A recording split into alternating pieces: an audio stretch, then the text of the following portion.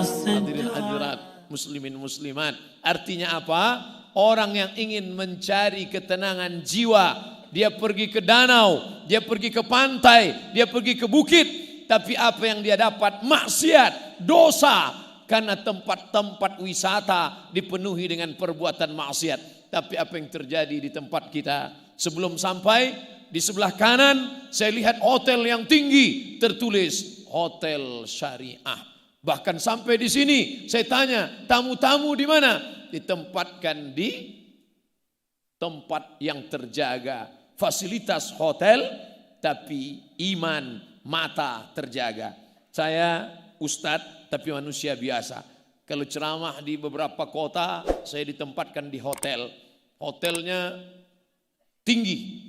Saya kadang di lantai 9, lantai 8. Sengaja dibuat tinggi-tinggi supaya yang mau foto sesak napas naik ke atas. Begitu masuk di lift, mau turun ke bawah, kita serba salah. Sudah pakai peci, pakai sorban, pakai koko, pakai kain sarung. Di dalam lift ada orang besar pakai baju kekecilan, orang kecil pakai baju kebesaran. Kadang roknya panjang, tapi resleting belum dipasang. Kadang setingginya 160 cm, kain yang dipakai 100 cm. Dipakai ke bawah terbuka ke atas, dipakai atas tertutup ke bawah. Loh, Ustadz ngelihat ya, dikit. Tapi ketika mereka datang berwisata kemari, itu semua terjaga, matanya terjaga. Yang datang ke Iskarima menenangkan jiwa. Dari mulai Syekh Muwaffaq, mursyid tariqat Syaziliyah, sampai birokrat duta besar Saudi Arabia datang kemari. Untuk apa? Melihat suasana perbukitan, sawah, air mengalir, mendengar kicau burung, menyaksikan suasana yang indah. Tapi di samping itu jiwa mereka, spiritual mereka, jiwa darah daging mereka tenang. Kenapa? Ala bizikrillah, ketahuilah dengan banyak mengingat Allah, tatma'innul qulub, hati menjadi tenang. Ternyata ketenangan bukan didapat karena makanan, karena ketenangan bukan di perut, ketenangan bukan didapat lewat minuman, karena ketenangan bukan di tenggorokan leher, tapi ketenangan berada di dalam hati. Di mana letak tenang? Ayatnya dibacakan ananda kita tadi. Huwallazi anzala sakinata. Dia yang menurunkan ketenangan. Kemana? Fi qulubil mu'minin. Di dalam hati orang beriman. Kota metropolitan, semakin besar kota, semakin hebat fasilitas. Semakin banyak rumah-rumah yang menawarkan ketenangan palsu. Apa namanya? Sinema 21. Apa namanya? Karaoke. Sibuk. Masuk kantor ditekan atasan. Pulang kantor kena tilang. Sampai di rumah ditekan orang rumah. Akhirnya stres, depresi, mencari ketenangan di luar rumah. Pergi ke karaoke, nyanyikan lagu pop, tidak tenang. Masuk lagu dangdut, makin gak tenang. Lagu rock, R&B, K-pop, makin tak tenang. Akhirnya makan pil anjing gila, baru agak tenang.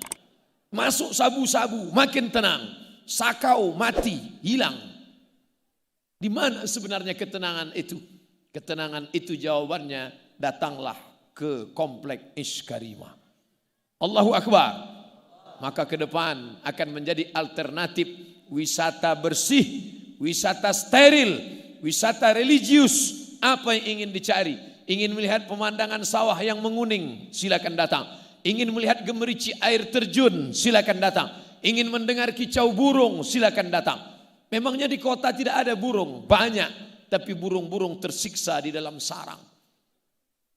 Berkicau juga dia, tapi orang yang ahli burung tahu lain kicau burung di kota dengan kicau burung yang bebas kemana terbang sejauh mata memandang. Hari petang dia kembali pulang, dia tahu di mana letak sarang. Tapi di tempat lain diletakkan di sangkar emas. Burung itu berkicau, tapi sebenarnya bunyi kicauannya penuh penderitaan. Kawin. Dari sejak akil balik dia tidak melihat betina.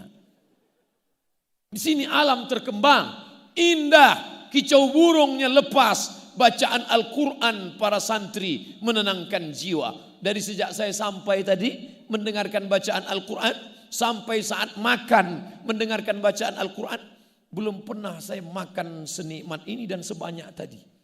Entah karena indahnya bacaan Quran atau karena lapar, wallahu alam.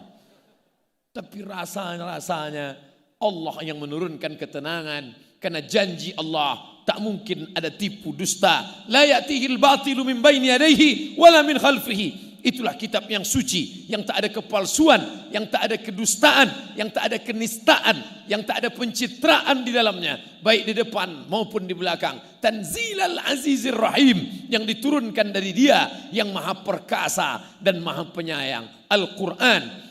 Maka wisata religi, wisata bersih, wisata steril, jauh dari dosa, jauh dari maksiat. Ketika ini sudah terbentuk, sudah nampak, sudah nyata, maka di masa akan datang mustahil orang akan membawakan maksiat dan dosa ke lingkungan ini. Beruntung bertuah Bapak Ibu yang ada di sekitar pesantren Iskarima. Kenapa?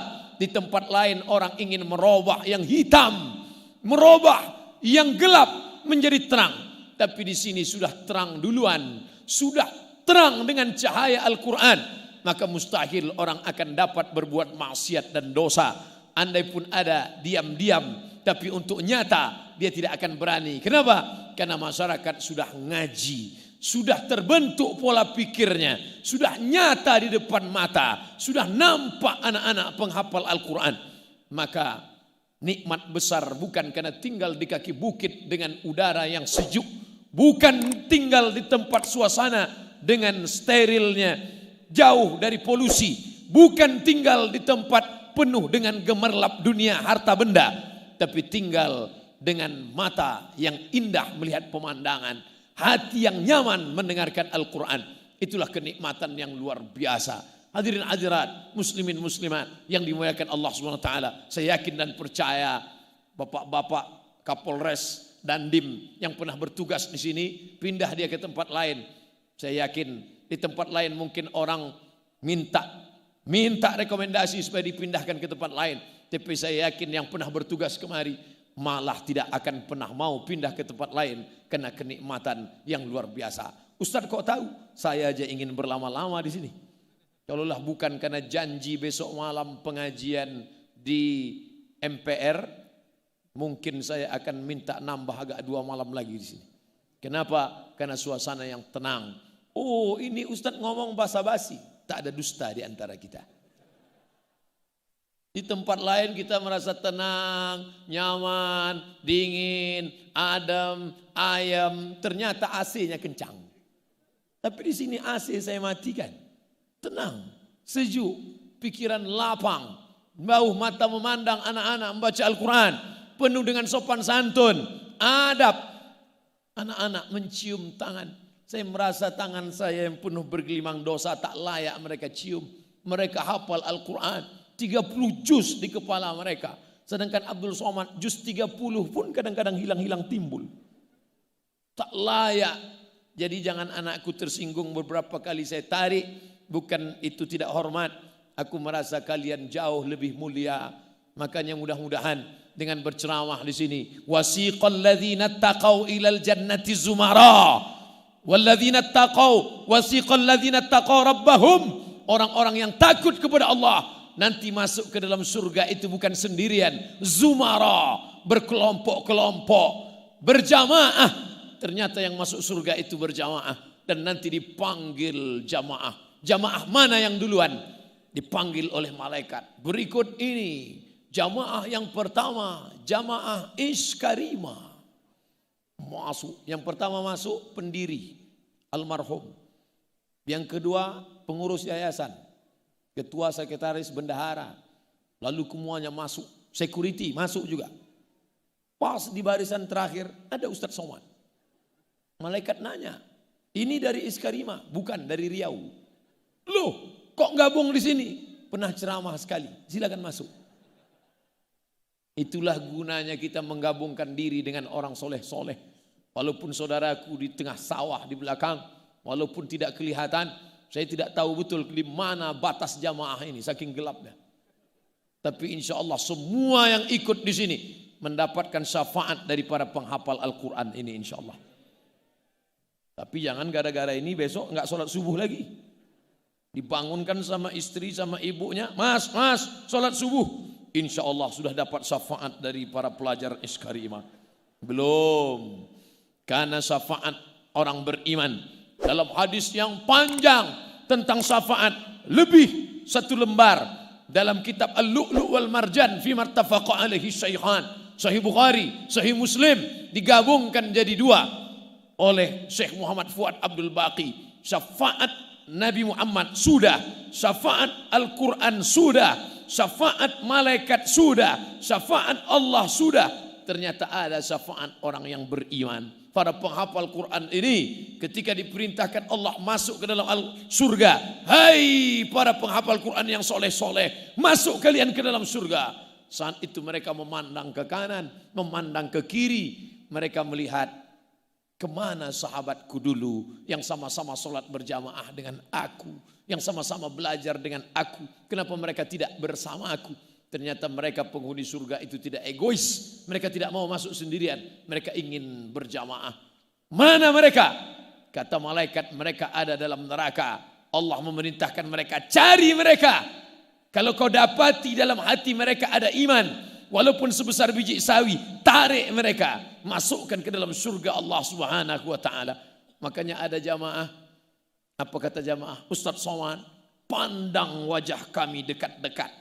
Tatap wajah kami Ustaz. Nanti ketika engkau masuk surga, tidak melihat kami ada di surga, ternyata kami dalam neraka. Cari kami dalam neraka Ustaz. Lalu saya katakan kepada dia, ente pede sekali masuk neraka. Kita berdoa pagi, petang, siang dan malam. Allahumma ajirna minan nar, Allahumma ajirna minan nar, Allahumma ajirna minan nar, Allahumma ajirna minan nar. Wa qina adzaban nar, wa qina adzaban nar. Minta selamat dari api neraka. Tapi ternyata Iskarimah tidak egois. Dia tidak ingin dia saja yang selamat. Dia tidak ingin desa, kampung, kabupaten Karanganyar, lokasi daerah ini saja yang selamat. Tapi dia ingin ada negeri lain selamat. Alhamdulillah, selama pondok ini didirikan, sudah berapa cabangnya Ustadz? Hampir 40 sudah se-Indonesia. Loh, kenapa saya cuma tahunya Iskarimah di sini saja? Ternyata tempat yang lain tidak pakai nama Iskarimah. Silakan pakai nama apapun, silakan pakai identitas apapun. Yang penting sistemnya, yang penting metodenya. Apalah arti sebuah nama? Nama bisa pakai nama siapa saja, nama apa saja, tapi sistem dipakai. Masya Allah, tabarakallah. Baru sekitar puluhan tahun sudah begitu banyak cabangnya. Kita bermimpi 100 tahun di masa akan datang akan ada 1000 Iskarimah, 1 juta Iskarimah di dunia ini insya Allah. Allahu Akbar.